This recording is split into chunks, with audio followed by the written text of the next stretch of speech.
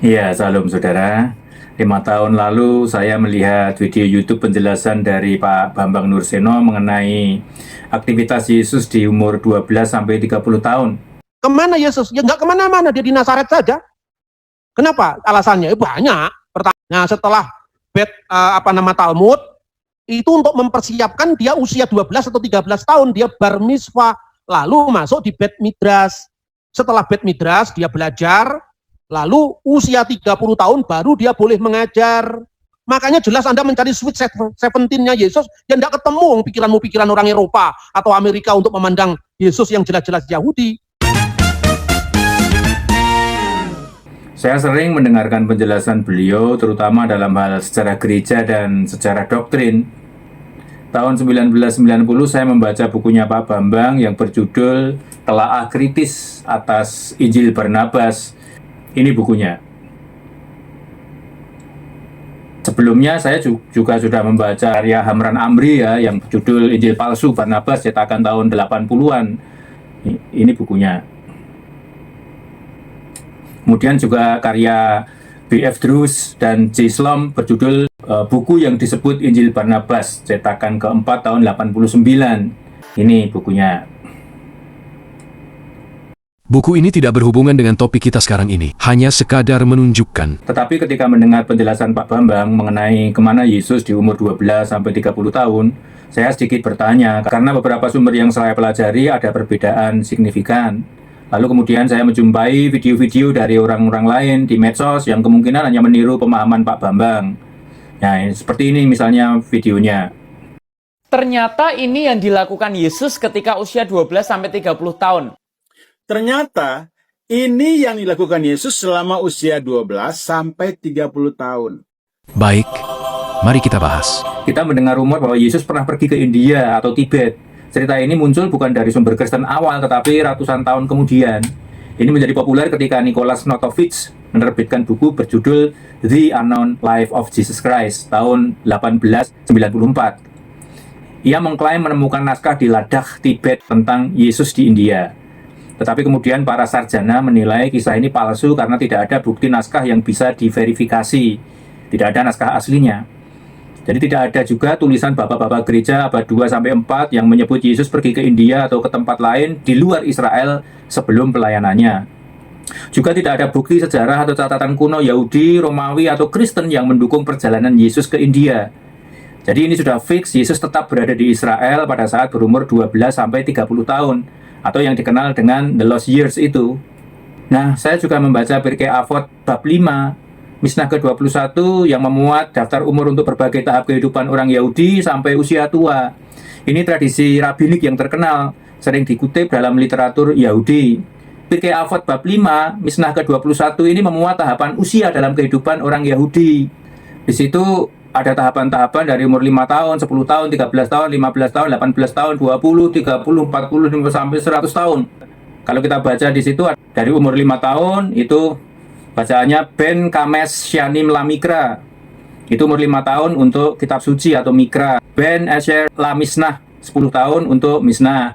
Ben Slos Esreh La Misfot 13 tahun untuk perintah atau hukum. Kemudian Ben Kames Esreh La Talmud di umur 15 tahun untuk Talmud. Kemudian Ben Shmoneh Esreh La Kupah ini 18 tahun itu untuk pernikahan atau kupah. Kemudian Ben Esrim Lirdov ini untuk umur 20 tahun, jadi tanggung jawab pekerjaan. Kemudian Ben Sloshim Lakoak itu 30 tahun untuk kekuatan penuh. Dan seterusnya, itu ada banyak, ada sampai nanti Devura umur 80 tahun.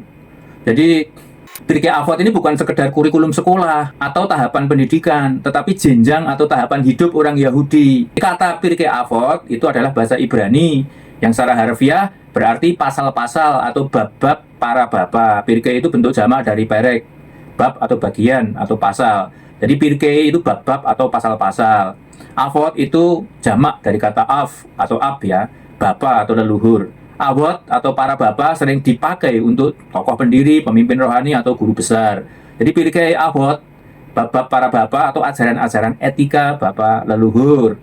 Jadi Pirkei Avot ini adalah traktat atau bagian dari Mishnah khususnya dari bagian hukum perdata. Tapi uniknya Pirkei Avot ini tidak berisi hukum, melainkan ajaran moral, kebijaksanaan, dan etika hidup dari para rabi zaman dahulu. Jadi sekitar abad 2 sebelum Masehi sampai 2 Masehi. Karena itu dalam bahasa Inggris sering diterjemahkan Ethics of the Fathers. Nah, tradisi Pirkei Avot ini 5 tahun Mikra, 10 tahun Mishnah, 13 tahun Bar Mitzvah, 15 tahun Talmud, dan seterusnya, kemungkinan baru dibakukan setelah abad 2 Masehi. Jadi sekitar 100 tahun lebih setelah Yesus. Jadi pada zaman Yesus, sistem formal ini belum ada dalam bentuk terstruktur seperti zaman Rabinik pasca Bait Allah atau setelah Bait Suci kedua dihancurkan tahun 70 Masehi. Baru dalam tradisi lisan. Perlu diketahui Yesus lahir tahun 4 sebelum Masehi, sedangkan Mishnah baru ditulis sekitar 200 Masehi. Talmud lebih belakangan lagi bahkan. Jadi para rabi mulai membakukan tradisi lisan ke dalam Mishnah.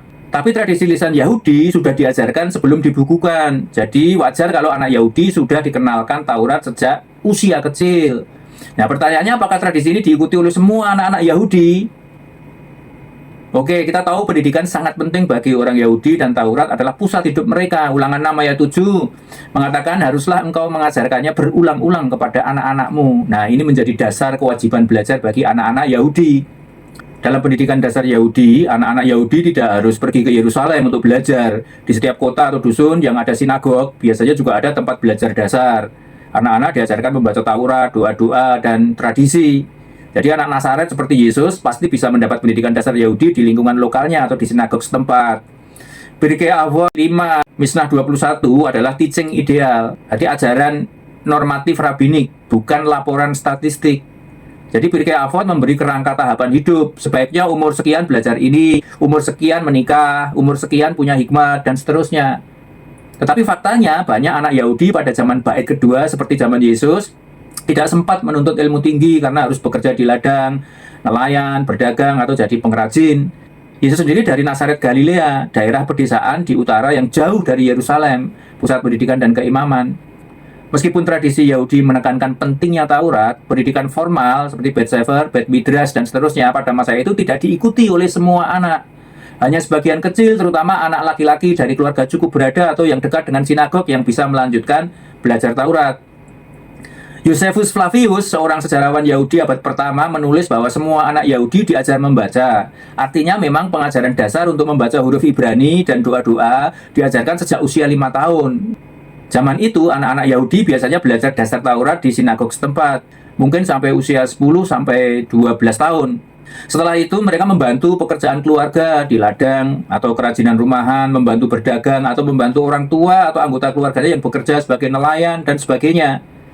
Tentu sebagian besar anak Yahudi tidak melanjutkan pendidikan rabinik di Yerusalem atau pusat kota. Pertanyaannya, apakah Yesus mengikuti pendidikan Yahudi? Ya, sebagai orang Yahudi biasa, Yesus pasti ikut pendidikan dasar di sinagog, seperti belajar membaca Taurat, doa-doa, tradisi, dari umur 5 sampai 12 tahun. Ini kewajiban hampir semua anak Yahudi. Pertanyaan pentingnya adalah apakah Yesus ikut sekolah pendidikan rabinik? Apakah karena Yesus disebut rabi, otomatis ia mengikuti pendidikan rabinik? Nah, ini sangat penting sekali untuk menjawab apa yang dikerjakan Yesus umur 12 sampai 30 tahun. Kita mulai menjawab ini melalui data Alkitab terlebih dahulu ya. Pertama, Lukas 2 ayat 51 dan 52 dikatakan seperti ini. Lalu ia pulang bersama-sama mereka ke Nazaret dan ia tetap hidup dalam asuhan mereka. Dan ibunya menyimpan semua perkara itu di dalam hatinya. Dan Yesus makin bertambah besar dan bertambah hikmatnya dan besarnya. Dan makin dikasihi oleh ayah dan manusia. Di sini dijelaskan Yesus bertumbuh dan hidup dalam asuhan Maria dan Yusuf, bapak ibunya. Kemudian yang kedua dalam Markus 6 ayat 3 dikatakan, bukankah ia ini tukang kayu, anak Maria, saudara Yakobus, Yoses, Yudas, dan Simon? Jadi, jika ayat ini menyebut Yesus sebagai tukang kayu, artinya ia membantu bapaknya yang bekerja sebagai tukang kayu. Jadi masyarakat Yahudi melihat Yesus sebagai pekerja biasa yang membantu pekerjaan Yusuf. Matius 13 ayat 55 menjelaskan Yesus ini anak tukang kayu, yang dilengkapi oleh catatan Markus bahwa ia juga tukang kayu. Dari ayat ini, sementara kita bisa tahu bahwa Yesus tidak sekolah rabi. Tetapi kita perlu argumentasi ayat lain yang menguatkan. Yohanes 7 ayat 15 itu menyebutkan orang Yahudi heran. Bagaimana orang ini mempunyai pengetahuan demikian tanpa belajar?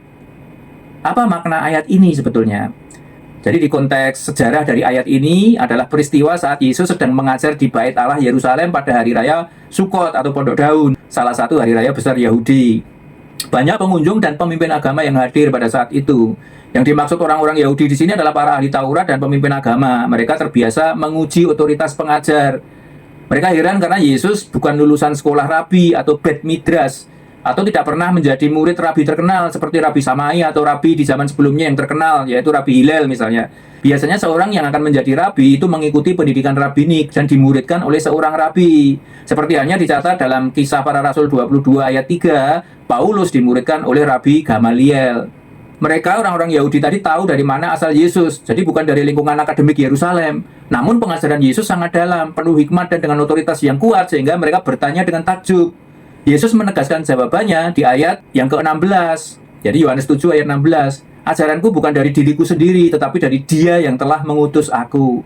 Artinya pengetahuan Yesus tidak berasal dari pendidikan manusiawi, melainkan dari wahyu dan otoritas ilahi langsung dari Bapa. Secara formal untuk menjadi rabi ada jalur ordinasi atau semikah dari rabi sebelumnya. Tetapi sebutan rabi atau sebutan guruku untuk Yesus dipakai sebagai gelar kehormatan untuk guru yang dihormati. Seorang murid yang menerima semikah, ini penumpangan tangan ya, diakui resmi sebagai rabi dengan tugas diperbolehkan untuk menafsirkan Taurat, memberi putusan hukum atau halakah, dan melatih murid-murid baru. Banyak orang menyapa Yesus rabi. Yohanes 1:38, Yohanes 3 ayat 2, dan Matius 26 ayat 25. Itu bukan karena ia sekolah rabi resmi, melainkan karena otoritasnya dalam mengajar. Yesus juga diizinkan mengajar di sinagog, Lukas 4 ayat 15. Hal yang bisa terjadi jika seorang tokoh dianggap punya wibawa rohani, meski bukan rabi resmi. Yesus bukan rabi resmi dengan semikah, tapi guru rohani yang diakui masyarakat Yahudi karena kebijaksanaan dan kuasa ilahinya. Sebutan rabi yang dikenakan orang kepadanya adalah sapaan kehormatan, pengakuan umum karena pengajarannya yang luar biasa, bukan jabatan atau karena lulusan akademis. Jika kita telusuri lebih dalam, Yesus memang mengikuti pendidikan dasar Yahudi. Lukas 2 ayat 41-52 memberi bukti bahwa Yesus memang mengikuti pola Yahudi, sehingga umur 12 tahun ia sudah sangat menguasai Taurat dan bisa bertukar pikiran atau diskusi dengan para ahli. Lukas 4 ayat 16 membuktikan Yesus bisa membaca kitab Yesaya di sinagog. Itu tanda ia dididik membaca teks Ibrani liturgis, tetapi hanya sampai ke pendidikan dasar, bukan membuktikan bahwa ia mengikuti pendidikan rabbinik. Di sinagog atau bait Allah, pemimpin ibadah bisa mengundang orang yang dianggap mampu untuk membaca dan mengajar, tidak harus rabi resmi. Nah, saya kutipkan pendapat bapak-bapak gereja tentang Yesus sebagai rabi. Misalnya, Agustinus yang hidup tahun 354 sampai 430 Masehi dalam Traktat on the Gospel of John mengutip Yohanes 7 ayat 15. Bagaimanakah orang ini mempunyai pengetahuan demikian tanpa belajar? Agustinus menjawab karena dia adalah firman. Dia tidak perlu diajar oleh manusia. Ini pendapat Agustinus. Jadi Yesus disebut rabi bukan karena pendidikan formal, tapi karena otoritasnya sendiri. Kemudian juga Origen, ini lebih tua lagi, tahun 185 sampai 254 Masehi. Dalam Contra Celsum, dia menanggapi filsuf bernama Celsus yang menyindir Yesus sebagai orang sederhana dan tidak berpendidikan. Origen setuju Yesus tidak menempuh sekolah rabi atau filsafat, tetapi menekankan bahwa hikmatnya langsung dari Allah. Kemudian Tertullian tahun 160 sampai 225 Masehi dalam De Carne Christi menegaskan bahwa Kristus tidak belajar di sekolah manusia, sebab ia sendiri adalah hikmat Allah. Jadi bapak-bapak gereja tadi yang saya sebutkan ini menunjukkan bahwa Yesus tidak mengikuti pendidikan rabbinik. Kemudian ada juga beberapa teolog modern dan pakar perjanjian baru yang menekankan bahwa Yesus tidak pernah mengenyam pendidikan formal sebagai rabi, melainkan diakui karena otoritasnya langsung dari Allah. Saya kutipkan beberapa pendapat mereka ya. Yang pertama, Craig S. Skinner dalam The IVP Bible Background Commentary New Testament ya, tahun 1993. Skinner menegaskan Yohanes 7 ayat 15 yang mengatakan bagaimana ia mempunyai pengetahuan tanpa belajar, menunjukkan bahwa Yesus tidak pernah belajar di bawah seorang rabi resmi. Gelar rabi pada Yesus bersifat kehormatan, bukan formal akademis. Kemudian Ben Witherington III dalam Jesus the Sick, The Pilgrimage of Wisdom tahun 1994, Yesus tidak mengikuti sistem pendidikan rabbinik. Ia lebih cocok digambarkan sebagai guru kebijaksanaan dengan otoritas karismatik, bukan lulusan sekolah Taurat. Kemudian menurut N.T. Wright, Jesus and the Victory of God 1996, Wright menekankan Yesus berbeda dari rabi-rabi Farisi. Ia mengajar dengan otoritas, bukan dengan mengutip otoritas lain. Wright menyatakan Yesus bertindak dengan otoritas Allah Israel sendiri, bukan sebagai guru yang terakreditasi dari lulusan sekolah. Kemudian F.F. Bruce dalam The New Testament Documents, The Reliable tahun 1943 menyebut bahwa Yesus bukan hasil sekolah rabi di Yerusalem. Karena orang Yahudi sendiri heran bagaimana ia tahu begitu banyak tanpa belajar formal. Tadi di Yohanes 7 ayat 15. Jadi kesimpulannya, berdasarkan pernyataan Bapak Gereja yang saya sebutkan di atas, dan pendapat teolog modern, menyatakan bahwa Yesus tidak mengikuti pendidikan rabbinik resmi sebagaimana Rabi Yahudi. Sebutan Rabi adalah sapaan kehormatan karena pengakuan masyarakat akan pengajarannya yang luar biasa. Hal ini juga sesuai data Alkitab sendiri, bahwa dari umur 12 sampai 30 tahun, menurut Lukas 2 ayat 51, ia hidup dan tinggal bersama orang tuanya di Nazaret. Lukas 2 ayat 52, ia bertumbuh dalam hikmat dan kasih karunia. Markus 6 ayat 3, ia dikenal sebagai tukang kayu. Semua rabi resmi dihasilkan dari semikah rabbinik atau rantai otoritas manusia. Semikah itu penumpangan tangan ya. Tetapi Yesus unik, ia satu-satunya yang mengajar sebagai rabi tanpa semikah manusia. Karena semikahnya langsung dari Allah. Otoritasnya diteguhkan langsung oleh Bapa dan Roh Kudus saat baptisan, Matius 3 ayat 16 dan 17. Dengan demikian, simpulannya, Yesus usia 12 sampai 30 tahun tetap berada di Israel. Dan dia membantu orang tuanya hidup di Nazaret menjadi tukang kayu. Meskipun ini berbeda dengan pendapat Pak Bambang Nursena, tetapi kiranya ini menjadi pertimbangan kita bersama. Saudara-saudara bisa membuktikan sendiri ayat-ayat yang saya kutip dan data-data yang saya sajikan dengan mempelajarinya sendiri. Kiranya ini menambah wawasan dan pengertian kita dalam kepercayaan kita. Tuhan Yesus memberkati.